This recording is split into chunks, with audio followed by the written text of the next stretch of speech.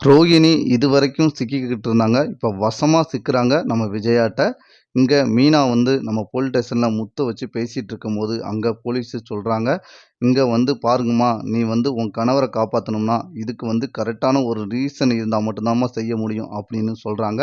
உடனே நம்ம மீனா போயி அந்த அந்த பையனோட லவ்வர்ட்ட வச்சு நம்ம மீனா வச்சு கண்டுபிடிச்சிருந்தாங்க. சிட்டிய வச்சு அடிச்சிருக்கிறது ரோகிணி தான் அப்படின்னு மீனாவுக்கு தெரிய வருது. உடனே வீட்டுக்கு வந்த மீனா வந்து பயங்கரமா கோவத்துல வந்து, "ரோகிணி இங்க வாங்க" அப்படின்னு கூப்பிட்டு வச்சு பேசுறாங்க. "என்ன ரோகிணி, நீங்க இந்த அளவுக்கு செய்வீங்கன்னு நான் தரம் கெட்டு இப்படி போவீங்கன்னு நான் நெனச்சு கூட பார்க்கல" அப்படின்னு மீனா சொல்றாங்க. இத கேட்ட பக்கத்துல இருக்க அண்ணாமலை வந்து, "என்ன மீனா இவ்ளோ கோவப்பட்டு நீ பேசவே மாட்டியேம்மா? ஏம்மா இவ்ளோ கோவப்பட்டு பேசுற? என்ன விஷயம் நடந்தது?" "இல்ல மாமா, இங்க என்ன விஷயம் பண்ணிட்டு இருக்காங்க தெரியுமா ரோஹிணி?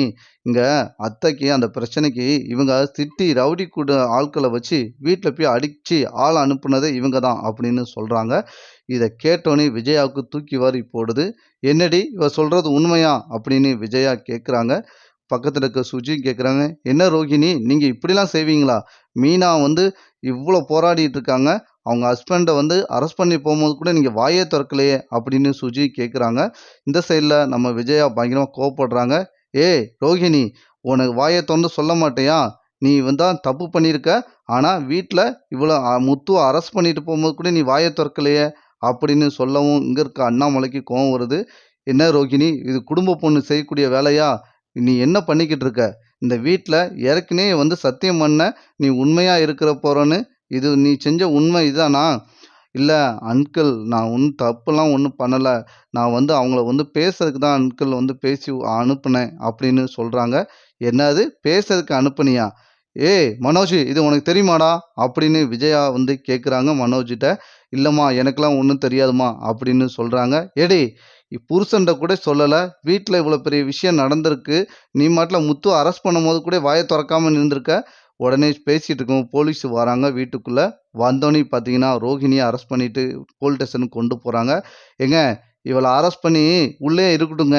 இந்த வீட்ல எது எடுத்தாலும் பொய்ய சொல்லிக்கிட்டு இருந்தா, இப்ப ரவுடி வேற சகாசம். இது வேண்டாத வேலையெல்லாம் பார்த்துக்கிட்டு இருக்கா இவ. இங்க இருக்கவே வேண்டாங்க" அப்படின்னு விஜயா கோவத்துல பேசுறாங்க.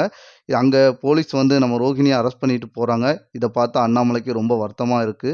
மீனாவும் பின்னாடி போறாங்க. மனோஜும் போறாங்க ஸ்டேஷனுக்கு. அங்க போனோனே ரோகிணிய வந்து தரவாரா கேள்வி கேட்குறாங்க. "இங்க பாரு, நீ என்ன பண்ணாலும் சரி, நீ வந்து அக்யூஸ்ட வந்து வந்து ஆட்கள வச்சு ஒரு குடும்பத்தையும் நீ மிரட்டியிருக்க" அப்படின்னு போலீஸ் வந்து சொல்றாங்க ரோகிணிய.